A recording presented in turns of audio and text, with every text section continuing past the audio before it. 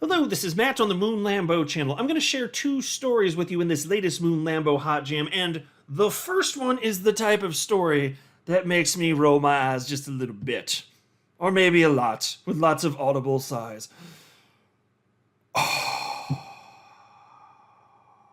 Here's the headline from the Crypto Basic. XRP wallet associated with Musk address could signal next XRP all-time high. So I've seen comments on social media, people actually playing with the idea that this is a wallet going back, frankly, as you'll see, about a decade, more than a decade, and it's Elon Musk's wallet. Because there's a tag on the account that says Musk. Like, I don't remember when Elon Musk stated that he first jumped into or was aware of crypto. It didn't seem like he had any sort of notable participation until, I guess, what would have been, a bit before the last rally, if memory serves anyway. And he hasn't really shown a whole lot of interest in XRP. He likes Doge because dog is coin, you know? He likes his memes. Okay, funny, haha. He's got the Boring Company. Okay, and that started out as a joke, and he says that I've seen him he said it publicly more than once. You know, Doge started out as a joke. Doesn't mean it can't actually become something. That's his stance. So it's like he's in love with Doge, and he tolerates Bitcoin, and that's about as deep I've ever seen him go into crypto here. But I will say it's fascinating because with his social media platform X, he wants that to be turned into what he's called the everything app. He wants it to pretty much do everything, including slicing your bread and toasting your toast. And part of that will include payments. And so not that I want to deviate into this video about, directionally where he tends to go with the social media platform, but one would think that XRP would be perfectly suited for stuff along those lines. So we'll see exactly what he has in store as time passes. And so I wouldn't deny something like that. I'm just saying that this headline doesn't necessarily mean that we've got Elon Musk as a secret XRP holder. That's it. But you know what? There's actually something more interesting in the circle. So yes, I'm highlighting this because it's been spread very thoroughly throughout social media and crypto media. So when this stuff happens, I like to dispel these types of notions. But it's interesting because this does show an XRP holder it's been around for over a decade. Talk about an OG. And then there's also this headline. Surprising reason behind stellar XLM and XRP price correlation unveiled. And so this topic has always been interesting to me, and I've never had great answers that with a what I would consider to be a sufficient level of specificity explaining why there is this very strong price correlation between stellar lumens, which is XLM, and XRP. But it exists. They're treated the same. Well, there's been some in-depth conversation on X recently, and David Schwartz jumped in, giving his thoughts on a few things. I'll start by sharing you, as we run through the article once we get to this point, he started talking about Ripple's initial plans to get rid of the vast majority of their XRP, and they failed at getting rid of XRP, which might sound silly on the surface, but it's not as silly as you might think, to be honest with you.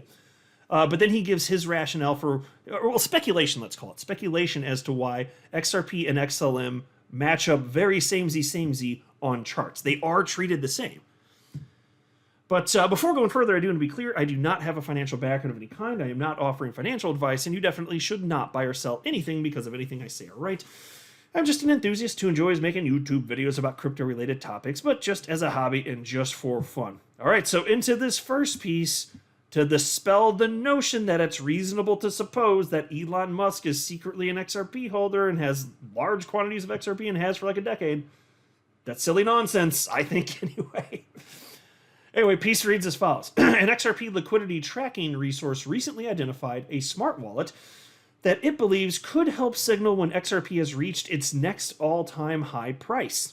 The liquidity tracking resource, identified as XRP liquidity on X, disclosed this in a recent post. The team behind the resource called attention to a smart money wallet associated with an address with the tag Musk. They revealed that the individual behind the wallet is fascinated with popular figures associated with astronomy. In addition, this fascination extends to individuals who have made notable contributions to the field of science and technology. So folks, just because Elon Musk owns SpaceX and there's hints about astronomy here does not mean that this is somehow secretly Elon Musk. Anyway. Peace continues. Notably, the whale has wallets with tags such as Isaac Newton, Andreessen, Turing, Sagan, Faraday, and others. These addresses have been around for a long time, having all been activated in 2013 and 2014, shortly after XRP started trading. The whale first activated the Sagan wallet in June 2013, before activating Isaac Newton and Musk in November 2013. These addresses activated all the other wallets, including a newer untagged wallet, which the team behind XRP Liquidity has spotlighted. This untagged wallet, activated by the Isaac Newton address in August 2017, has received all the XRP in the other wallets. Interestingly, all the other addresses transferred their holdings to this wallet on August 26, 2017, bringing its account balance to 20 million XRP at the time. Yeah, and so back then, I mean, that still would have been a pretty penny, but nowhere would it be worth today, obviously. And I guess, you know, part of what I find so fascinating about this, again, it's kind of like what I said at the outset of the video. It's just interesting to me that somebody's been an XRP holder for literally over a decade. And yes, there was some selling along the way. In fact, I'll show you just what was sold in 2017, because let's say Muskie here made a mint, right? But it goes to show, you know, the power of just having time in the market rather than time in the market. Just having exposure for a prolonged period of time. Because if we're right, and XRP is going to have staying power, then the prices we're seeing now are nothing compared to what they'll be in the future. Just like a decade ago, when this guy was holding XRP back in 2013, you couldn't have known exactly what it would be in 2024, but I'm sure would have been pretty damn excited to know that, you know, over a decade later, it would be whatever is today, around 56, 57 cents. And then to also know that its all-time high was, you know, closer to $4. It's time in the market, and we don't know exactly what's going to happen, which is why either you have exposure or you don't. And that's why I have broad exposure to the crypto asset class. And it's the reason that I've been holding XRP for a long, long time, and I will continue to, because I don't choose when it goes off, but I do believe it's going to happen. Anyway, Peace continues. The address has held onto most of these XRP tokens for over 6 years.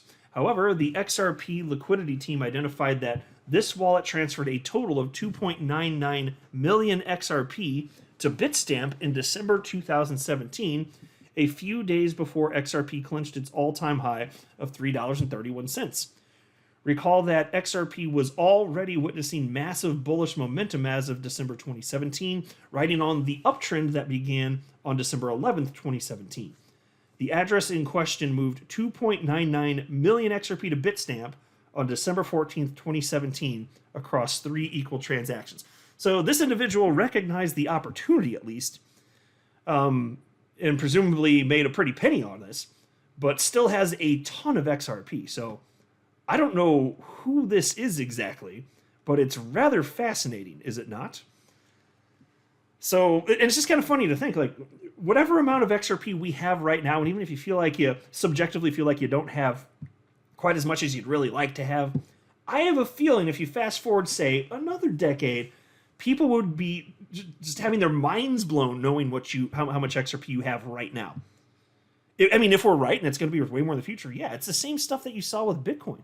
You know, think about early Bitcoiners. How many, like, it was very common for people to have thousands of Bitcoin or more, like in, you know, like 2011, 2012. It's fairly normal because they didn't know it was going to go to $70,000 each, right? It's the same concept here. I believe XRP is going to be way, way, way more in the future. But it is weird that we have this interesting correlation between Stellar Lumens, XLM, and XRP. Which brings us to this piece, You Today. Surprising reason behind Stellar XLM and XRP price correlation unveiled. And it's not exactly that it's unveiled, it's still just a bunch of opinions, but I think that everybody's going to be curious to hear what David Schwartz has to say here. I appreciate his insight, and I think that his opinions, frankly, when it comes to stuff like this, carries a lot of weight, certainly around the XRP community. Anyway, Peace reads as follows. XRP, the 6th largest cryptocurrency by market capitalization, has shown a remarkable correlation with XLM, the native cryptocurrency of the Stellar blockchain, in terms of price movements, perplexing investors and analysts alike.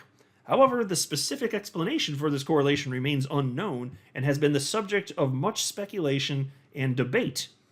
In recent tweets, Ripple CTO David Schwartz offers a surprising and relatively unknown perspective on the frequently asked question of why the two cryptocurrencies correlate so strongly in their price action. In the last few days, there has been a heated debate on social media about the XRP price. Along the lines of the discussion, an ex-user suggested that Ripple burn some of its supply to influence the XRP price. So I'll get to that. And I certainly do not have some sort of incredible take on this, other than it's very clear that since XLM is just a clone of XRP that was modified to whatever degree, it just seems to me that since, one's a copy of the other, they're just being treated more or less the same. Now, as far as why the market thinks that's reasonable to do so, well, that's what we've been having conversation about for years on end at this point. I haven't really been able to make it further than that, but David Schwartz just have some thoughts. But we're going to start here because he was talking about Ripple's initial desire to not hold as much XRP as they actually do in reality now. And I'm not going to go back to the very beginning of this thread. I think this is a pretty good jumping in point right here, because otherwise this would be a way too long video and it goes in too many different directions here. But here's what David Schwartz had to say literally yesterday. We were originally hoping to get our holdings way down in just a few years, mostly using giveaways. That strategy just didn't work. We don't want to be holding lots of XRP for decades, but it's not clear what other options we have. For what it's worth, I believe the primary drivers of XRP's price have almost nothing to do with any factor specific to the XRP ecosystem. Okay, so a couple of very interesting, fascinating things there.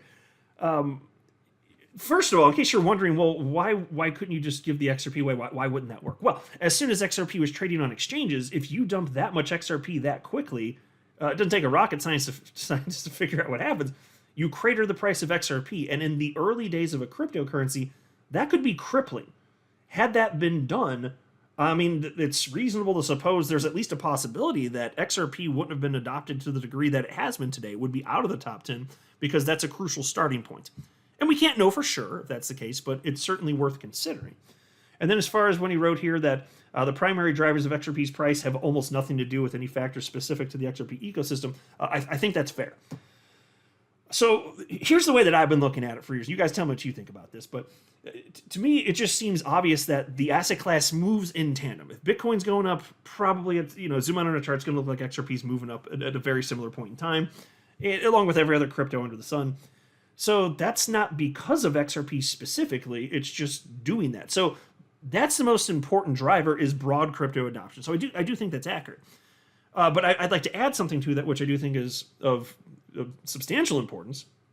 Just to note, XRP has always been in the top 10 cryptos by market cap, and that's because there are enough people, even if it's not most people, there are enough people that recognize XRP's genuine usefulness and utility, and that's why XRP has always been in the top 10 cryptos by market cap, which is exceedingly rare.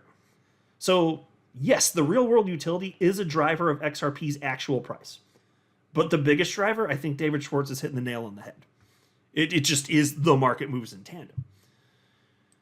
And so then somebody in the XRP community wrote to David Schwartz, and because again, David Schwartz is saying, well, what else could we do? What are we going to do? Like, the giveaways didn't work, obviously, because once it's got an open market price, you're just going to crater the price. So what's the option then? And so then an XRP community member suggests a burn. This guy wrote, a burn, ?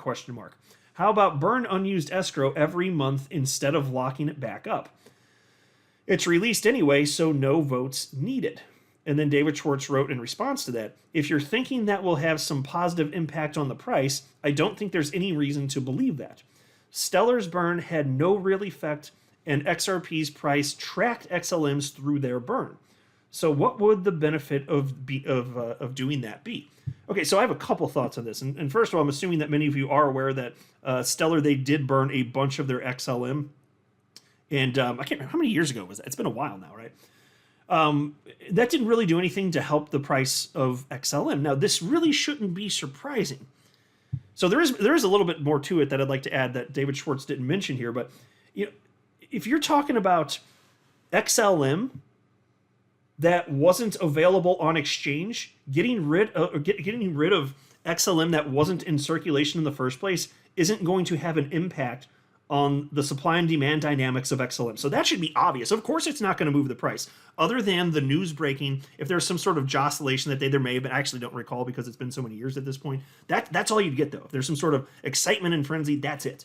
It doesn't change the supply and demand dynamics because, again, burn all you want. If it wasn't there in the first place, of course it doesn't impact it.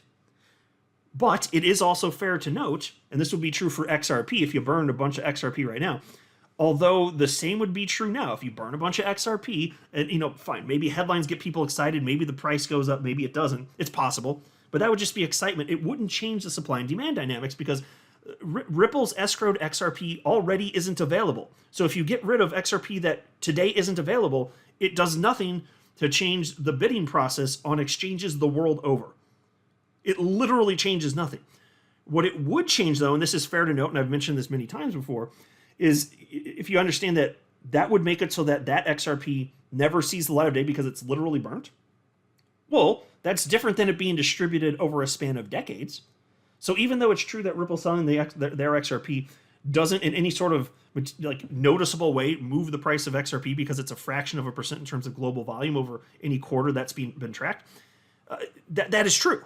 That's absolutely true. So still, I acknowledge for sure, if that XRP doesn't make it out into the wild over the span of the next couple, 2-3 decades, whatever it might take for them to sell the vast majority of it, well, of course, if you look a couple decades out, there'd be a way different price for XRP.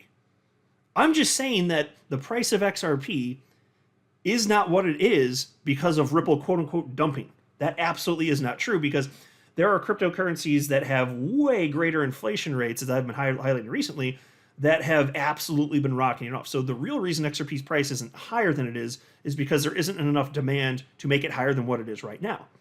But still, even saying that's not to crap on XRP. XRP is one of the most successful cryptocurrencies in history. It's been the most demanded, which is why it's number 6 in market cap up to this point.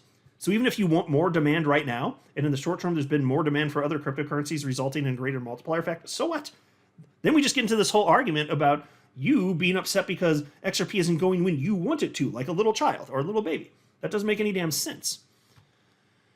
And so then there was also this. David Schwartz wrote, I'll make this full screen for those of you that care to look. It's a chart of XRP and XLM overlaid. David Schwartz wrote, I marked in yellow on the first chart where Stellar burned something like 53% of their supply. The second chart shows a year of XRP versus XLM. Somewhere in there, Stellar burned 53% of their supply. Can you find any anomaly anywhere in the chart? And okay, of course, this should not be surprising. They burned 53% of their supply and the price for XLM didn't move because it didn't change the supply and demand dynamics. It wasn't available on the market, and then you got rid of something that already wasn't available. Of course, nothing changed. People are surprised by this. How is anyone surprised by this? It's crazy. And here's the second chart that he shared. You can pause it here if you want to read it, but I'm going to keep moving on here. And then David Schwartz wrote, because somebody asked, why did XRP track XLM price? And you could word it the other way too. You could say, why does XLM track XRP price? But David Schwartz wrote the following. I can't prove that there's any particular explanation, but I think it's because the primary drivers of the price of XRP come from factors external to the XRP ecosystem and common to XRP and XLM. I'll give 2 alternative explanations that I don't believe are correct, but that you may want to consider.